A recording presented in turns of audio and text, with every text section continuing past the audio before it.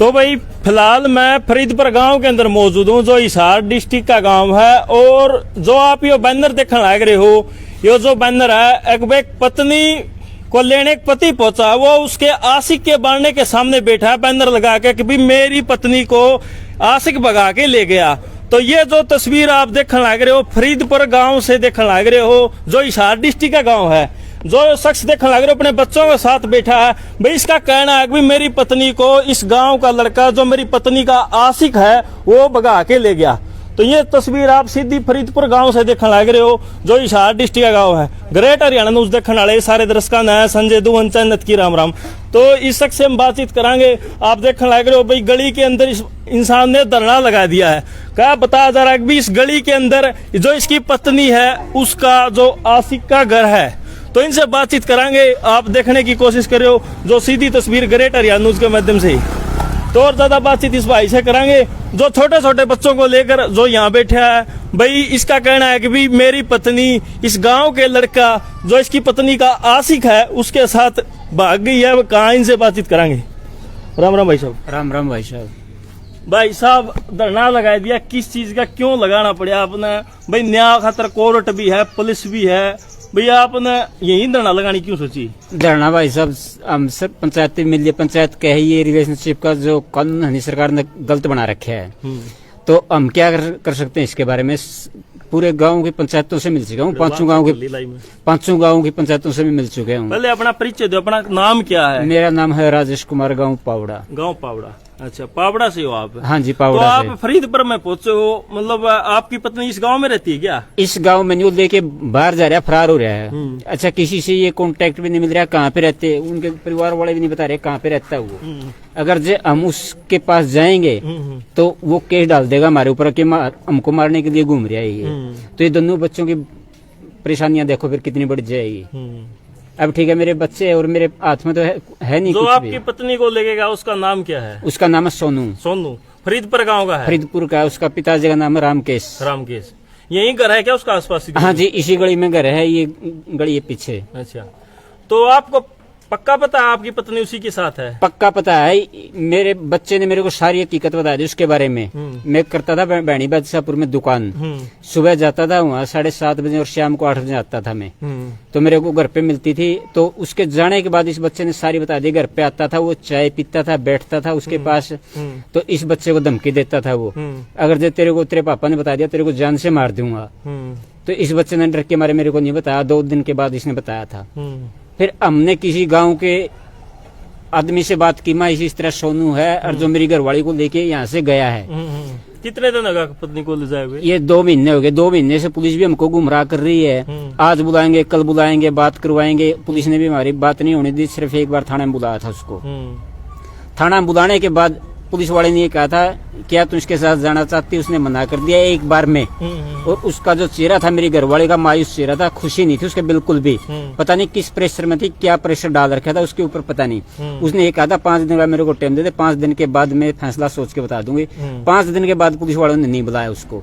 Police तो ये कहती है अब कब, ये 2 दिन पहले की बात, पुलिस वाले ने ये कहा था अब तो रुक जा 2-3 महीने। 2-3 महीने के बाद अपने आप आ जाएगी, वो धक्के का कहीं नहीं जाएगी।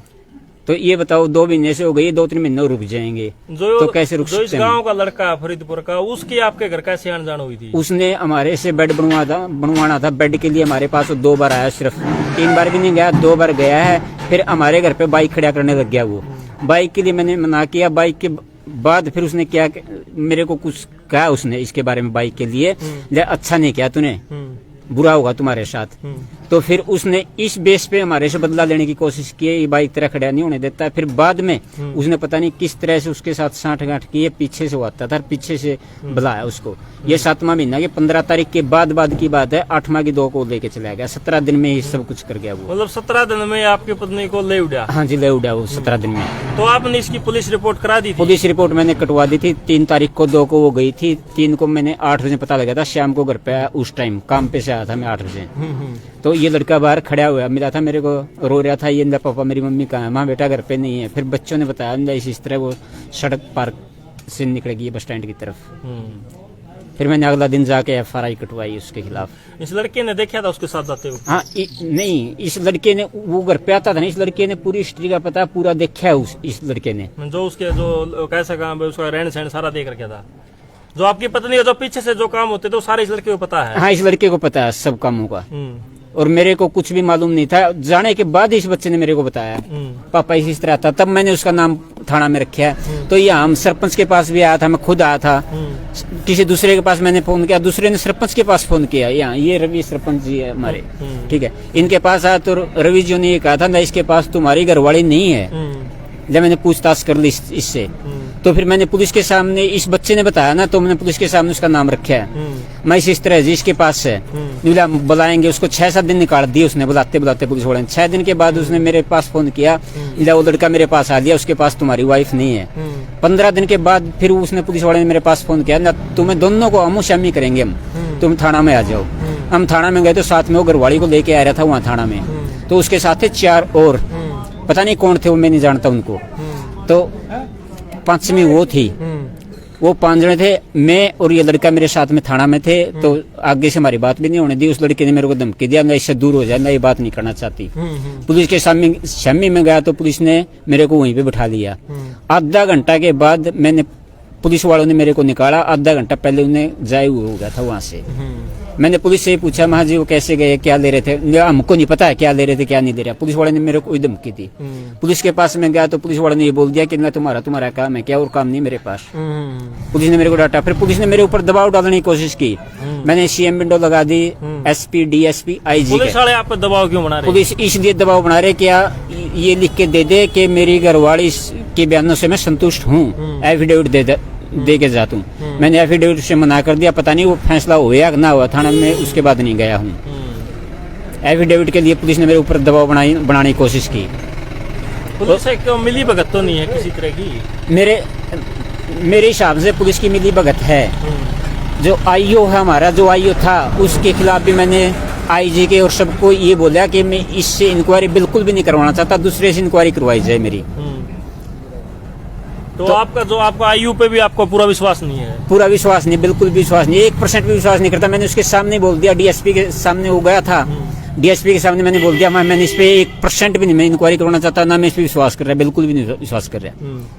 आइए ना, तू मेरे को ऐसे बोल दिया। मैं तो बोलूंगा, अगर किसी के हक में फैसला नहीं देना चाहिए था ना, कम से कम तू मेरी बात करवा सकता था। बात भी नहीं होनी थी IO ने। भाई IO हमको ही डांटता था।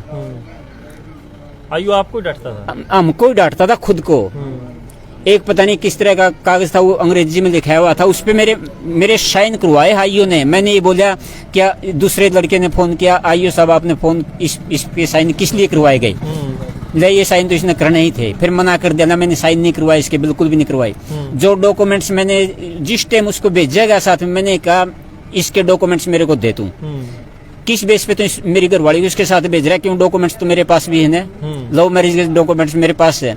तू मेरे साथ क्यों नहीं भेज रहा, इसके साथ क्यों भेज रहा है? इसने मना कर दिया। फिर मैं डॉक्यूमेंट्स दे, इसके ओरिजिनल या डुप्लीकेट बनवाए हुए इसने डॉक्यूमेंट्स ओरिजिनल बनवा रखे, डुप्लीकेट है, मेरे को उनकी कॉपी दे।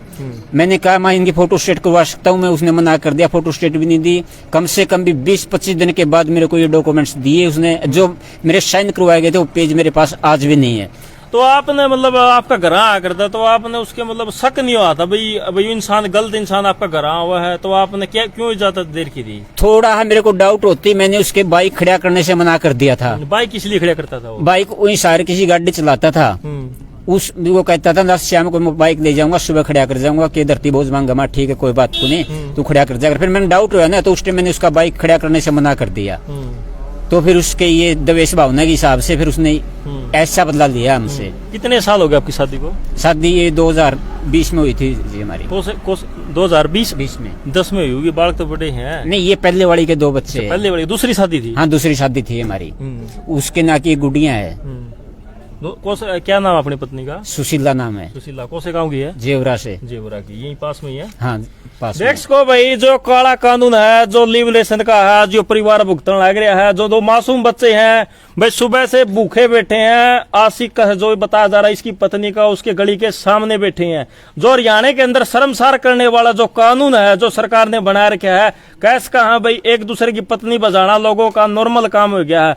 यो परिवार आज भुगतन लग रहा है और यो भाई देखने लग रहे हो, इस भाई का आख्या में पानी आ रहा है। भाई एक पत्नी जाने के बाद इसका घर उजड़ा बैठा है, पहली पत्नी चली गई थी, दूसरी शादी करी, आज भी ब्याह नहीं कुंवारा नहीं, ईसा काम हो रहा है। तो भाई साहब आपने यो लगा दिया, इस चीज तक क्या फायदा मिला भाई आपने? इससे हमें यही फायदा हुआ, जो हमारे पंचों का हम निर्णय लेंगे नहीं वो हमें मंजूर है।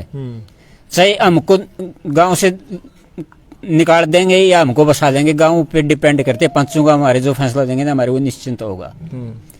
या प्रशासन हमारी कोई मदद करेगा या ना करेगा वो हमको नहीं मालूम। इस गली में घर बता रहे हो आप? इस गली में मकान आप जाके आए यहाँ पे? यहाँ पे मैं कल शाम को गया था यहाँ बैठने के लिए, कल यहाँ